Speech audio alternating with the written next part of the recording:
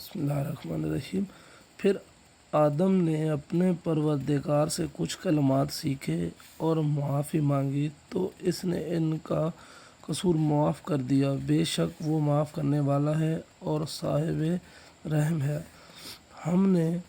فرمایا کہ تم سب یہاں سے اتر جاؤ، جب تمہارے پاس میری طرف سے ہدایت پہنچے تو اس کی پیروی کرنا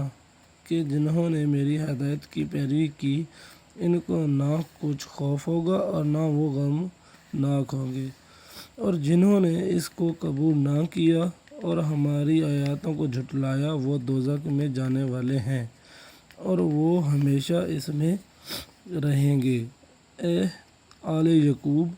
میرے وہ احسان یاد کرو جو میں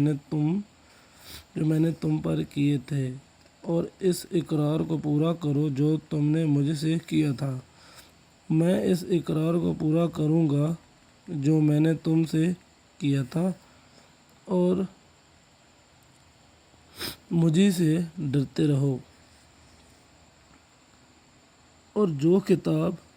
میں نے اپنے رسول محمد صلی اللہ علیہ وسلم پر نازل کی ہے، جو تمہاری کتاب تورات کو سچا کہتی ہے،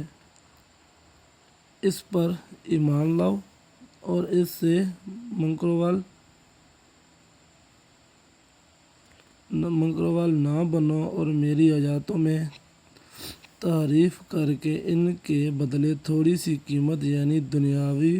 منفعت نہ حاصل کرو، اور مجھے ہی سے خوف رکھو، اور حق کو باطل کے ساتھ نہ ملاؤ، اور سچی بات کو جان بوجھ کر